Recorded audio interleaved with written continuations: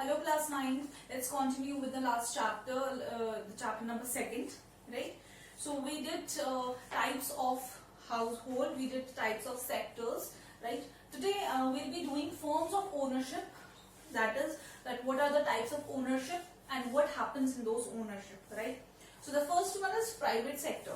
In the previous video also I have explained you that private sector means that there is no role of the government and there is no interference of the government. The people, those who are private owners, they are only the owners, managers, organizers, risk bearers and profit earners of these sectors and organizations. So in private sector, ownership is in the hands of an individual without the participation of the government. Same it is that in private sector there is no role of the government, there is no central government and there is no state government. The individual, he is in himself responsible for the decisions that he takes and for all the losses that he bears and for all the profit that he enjoys. Second is single owner firm, that is proprietorship. So I am writing over here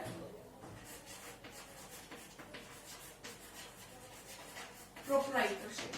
Now proprietorship is also a single owner firm. Okay, this is also a single owner firm.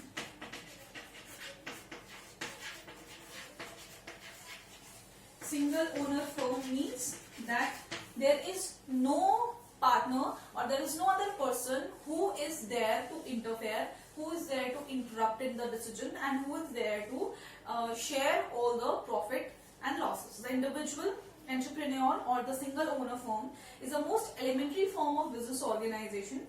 It was widely prevalent in the ancient times.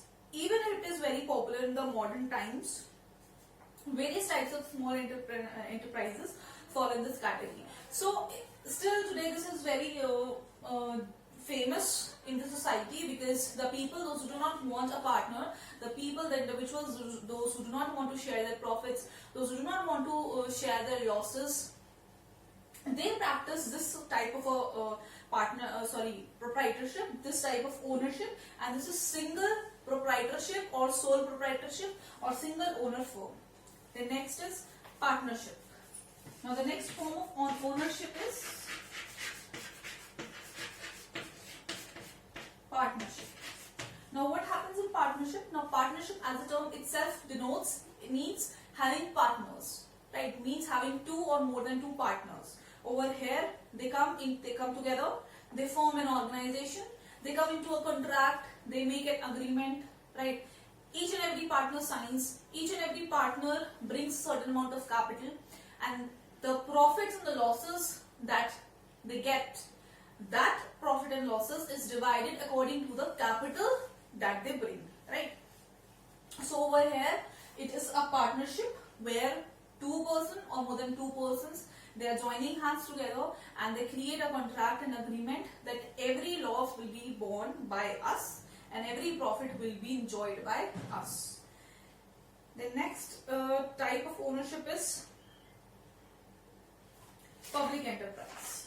Right. Fourth, we are going to do public enterprise. Now, public enterprise means that having both type of governments, that is state government and that is central government. Now, both type of government, they come together, they join hands together, plus the public, the individuals, the general public, they also come together and they create a partnership or they create an ownership which is known as public enterprise, right? The decisions, the controls are given by the central government, by the state government, and the rules and regulations are there which the public also have to follow, right? So it is kind of a partnership between your company, between the people, general public, and between your government. So these are the four types of ownership, that is private sector, proprietorship, partnership and public enterprise, right? Now next we have is that we have done already that what is economic and non-economic activity, but again I am going to give you a brief description and brief distinction between the activities which are economic and non-economic. So first is economic activities. Now these activities are concerned with money and wealth. For example, teacher teaching, doctor doing an operation, or a lawyer fighting for his client. The next is economic activities can be divided into production, consumption, distribution and exchange, right?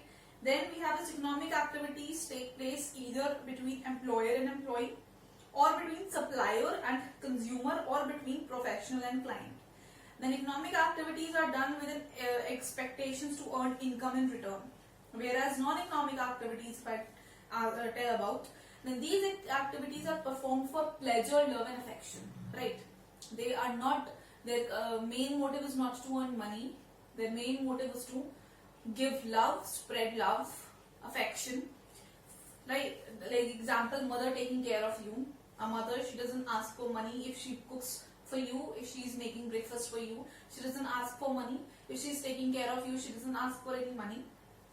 Non-economic activities can be divided into social, political, religious, charitable, etc. Now these activities, they generally take place between family members or between social workers and those who are being served by them. And the last one is that these activities are done to get mental or psychological satisfaction in return, right? So these were the few economic activities. Next is the difference between microeconomics and macroeconomics. On day one only I have told you the difference and meaning of micro and macro. I'll just repeat it. In macroeconomics, what happens? That it studies economic aspects of an individual unit. It deals with individual income, consumption and saving. It facilitates determination of price or any product or factor of production. Then its scope is narrow and restricted to an individual unit. Its alternative name is price theory. Now this is important, that alternative of microeconomics is price theory. Macroeconomics, if I tell about, it studies the economy as a whole, right?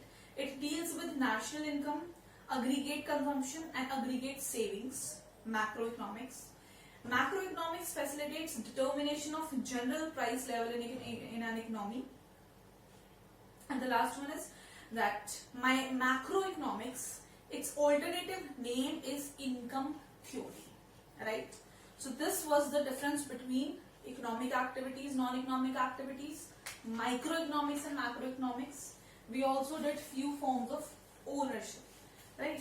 With this, we almost finished with this chapter. Okay. Other than this, whatsoever is there in this chapter, it is not important, right?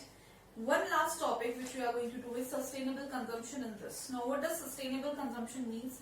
You have been studying sustainable consumption from a very long time, like from class 5th, 6th, you must have studied sustainable consumption. What is it? I am going to read it to you. It is the consumption of goods and services that had been minimal impact upon the environment, are socially equitable and economical, viable, meeting the basic needs of humans worldwide. Sustainable consumption targets everyone across all sectors and all nations, from the individual to government and multinational categories. Sustainable consumption requires a multidisciplinary and multinational approach. Teams composed from various disciplines are required to create and implement policies. Developed nations need to assist rather than exploit developing nations. Now, sustainable consumption means using the resources in such a manner that they are not harmful and they have a very minimum impact on the environment. Plus, all the social needs and all the social targets of the people, of the individual, of an economy are also targeted, right? The main aim of sustainable consumption is not to exploit the natural resources, but use them in such a manner that they are available for the next generation as well. Okay, means to use the resources while keeping into consideration the next generation. Okay, keeping the next generation into consideration, you are using the resources and you are not exploiting them. So this is what sustainable consumption means. Now with these 4 topics, we finished with this chapter, chapter number 2, right? This much for today, and I'll catch up in the next video. Till then, take care, bye-bye.